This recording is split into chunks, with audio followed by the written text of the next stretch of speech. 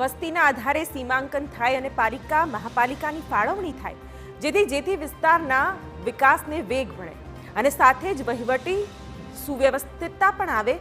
જો કે છોટાઉદેપુરમાં એક વિસ્તાર એવો છે કે જે 4 પંચાયતોમાં વહેંચાયેલો છે અને સીમાંકનમાં થતી પડોજણોને કારણે સરપંચો એકબીજાને ખો આપી રહ્યા છે। આ વિસ્તારને નગરપાલિકામાં સમાવવાથી જાણે કે બચી રહ્યા છે, ત્યારે આખી ઘટના સમજવા જેવી છે। આ અહેવાલમાં પહેલી નજરે જો કદાચ જોવામાં આવે તો આ કોઈ શહેરી વિસ્તાર હોય તેવું લાગશે, પરંતુ આ જે શહેરી વિસ્તાર નથી, આ વિસ્તારને ગ્રામ્ય વિસ્તાર તરીકે ગણવામાં આવી રહ્યો છે। શહેરી વિસ્તાર કે ગામડું, વર્ષ 2013ની વાત કરવામાં આવે તો વડોદરા જિલ્લામાંથી છૂટો પડી છોટાઉદેપુર જિલ્લો રાજ્યના છેવાડાનો જિલ્લો બન્યો અને અહીં સમસ્યાઓ પણ એવી જ સામે આવી છે કે જ્યાં સુધી સમસ્યાનું સમાધાન તો પહોંચતું જ નથી।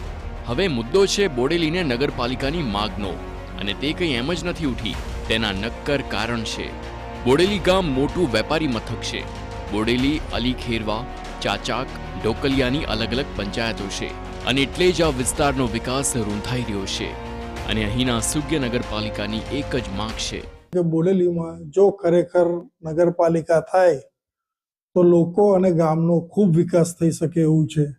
ઘણા બધા લાભ મળે, ગુજરાતની ગ્રાન્ટ અત્યારે મળે છે, સેન્ટ્રલની બી ગ્રાન્ટ મળે, લોકોની સુખાકારી વધે, ગામમાં સુવ્યવસ્થા થાય, પૂરની સ્થિતિમાં જે બધી તકલીફ પડે છે ચોમાસામાં એ બધામાં બી ફાયદો થાય।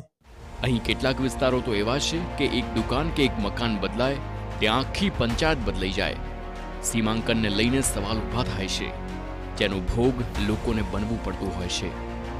4 પંચાયતોમાંથી પસાર થતી કુદરતી કાંસની સફાઈ પણ કરાતી નથી, જેને લઈને ચોમાસામાં વરસાદી પાણી લોકોના ઘરોમાં ભરાઈ જતા ભારે નુકસાની વેઠવાનો વારો આવે છે। ઢોકલિયા પંચાયતનું નારું છે, એક બાજુ બોડેલી સરહદ છે, એક બાજુ ઢોકલિયાની સરહદ છે અને વર્ષોની આ સમસ્યા છે કે જેથી કરીને આનો જલ્દી ઉકેલ આવે। નગરપાલિકા બને વહેલી તકે તો ઝડપી નિકાલ આવે। ગંદકી વર્ષોની છે, નાળું ખુલ્લામાં ખુલ્લું છે અને એ ગંદકી ખુલ્લું નાળું હોવાથી રોગચાળો ને બધું ફેલાય છે, એટલે એ નાળું બંધ થવું જોઈએ। આ તરફ જિલ્લાની મધ્યમાં આવેલ અલીપુરા ચોકડી કે જેની 4 દિશામાં ચાચક, અલીખેરવા, ઢોકળિયા અને બોડેલીની અલગ અલગ પંચાયતો આવેલી છે।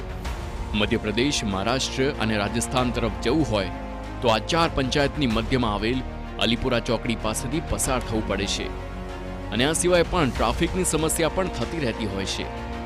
જો કે આ મુદ્દે હવે રાજકારણ તો નથી થયું ને, એ આશંકા પણ લોકોના મનમાં ઉઠી છે। જે તે સમયે છાસવારે અમે સરકારમાં રજૂઆતો કરતા જ રહ્યા છે, એક સ્ટેજ પર જ્યાં જ્યાં તક મળી છે ત્યાં ત્યાં અમે આ બાબતે રજૂઆત કરી છે। 2007માં તત્કાલીન મુખ્યમંત્રી શ્રી નરેન્દ્રભાઈ મોદીને અમે રૂબરૂ મળેલા ડેલિગેશન લઈને, એમને પણ આ વાતનો સ્વીકાર કર્યો હતો। શહેરી વિકાસ મંત્રી તે વખતના I.K. જાડેજા સાહેબે પણ આ વાતને સ્વીકારેલી।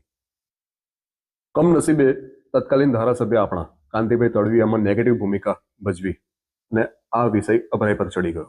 આ બનવાથી બીજા જે આજુબાજુના વિસ્તારો છે એ પણ આવરી લેવામાં આવે તો ઘણો બધો ફાયદો આ શહેરને થાય એવો છે અને આ શહેર દિવસે દિવસે ખૂબ વિકાસ કરે છે। તમે જુઓ એ ઇન્ફ્રાસ્ટ્રક્ચર હોય, જે ધારો કે બંગલાઉસની કોઈ સ્કીમો હોય, ધારો કે એજ્યુકેશન સેવાઓ હોય, ધારો કે મેડિકલ સેવા અત્યારે તો એમ જોઈએ તો સારી, પણ આનાથી વધુ સારી અને શ્રેષ્ઠ બનાવવી હોય તો નગરપાલિકા એ ખૂબ જરૂરિયાતનું અત્યારે। અને એટલે આટલા લાભ છતાં શા માટે નગરપાલિકા નથી બનાવાતી એ સવાલ લોકોના મનમાં તો છે જ, પણ સરપંચોનો વિરોધ છે એવો પ્રશ્ન પણ ઉઠ્યો છે। એવામાં અમે સરપંચોનો મત પણ જાણ્યો। હાલમાં બોડેલી, ઢોકલિયા, અલીખેરવા અને ચાચક એ 4 પંચાયતો ભેગી મળી નગરપાલિકા બનાવવાની ચર્ચા ચાલે છે। નગરપાલિકા બની જાય એમાં કોઈ સરપંચને કોઈ જાતનો વિરોધ છે જ નહીં, પરંતુ હાલમાં અમારો પંચાયતના સરપંચ તરીકેનો ચાર્જ 3 વર્ષ છે। અમને બીજા 2 વર્ષ મળી જાય, અમે એવું વિચારીએ છીએ કે અમને 2 વર્ષ મળી જાય, અમારી ટર્મ પૂરી થાય પછી સરકારે પગલાં લે, પછી આગળની કાર્યવાહી કઈ બી થાય, અમને કંઈ વાંધો નથી। આ નગરપાલિકા બનશે તો જે અલીખેરવા જૂથ ગ્રામ પંચાયતના સમાવિષ્ટ ગામો છે, અલીખેરવા છે, રાજખેરવા છે, મંજીપુરા છે અને ટાઉન સેન્ટર જે અમારું અલીપુરા કહેવાય કે હબ, એના જે નાના રોજમદાર માણસો જે છે, જે મજૂરી પર નપતા હોય છે, એવા લોકોને વેરો ડબલ થાય તો ભરી શકાય એમ છે નથી. એટલે એક તરફ સરપંચો નગરપાલિકા બનાવવાની વાત કરે છે, બીજી તરફ ખેડૂતો અને નાના રોજમદારોને જંત્રી, ટેક્સ આ બધા ખર્ચા મોંઘા પડશે એમ પણ જણાવી રહ્યા છે. ત્યારે હવે સવાલ એ છે કે બોડેલી નગરપાલિકાની રજૂઆતો કેટલી દમદાર સાબિત થશે. રજૂઆત કરે તો કઈ પંચાયતમાં રજૂઆત કરે તે એક સમસ્યા આ જે લોકોની છે. વર્ષો થઈ ગયા છતાં આનો નિકાલ આવતો નથી. કઈ પણ મુશ્કેલી આ વિસ્તારના લોકોને નડે છે તો આ જે પંચાયતના સરપંચો છે એ બાય ચાયણી કરાવે છે અને નિકાલ આવતો નથી. હવે આ જે વિસ્તારના લોકો જ્યારે નગરપાલિકાની વાત કરી રહ્યા છે અને જ્યારે ગતિવિધિ હવે શરૂ થઈ છે તો જલ્દીથી જલ્દી આ વિસ્તારના લોકો માટે નગરપાલિકાનું બિરુદ મળે તેવું આ વિસ્તારના લોકો માંગ કરી રહ્યા છે. મકબૂલ મંસૂરી.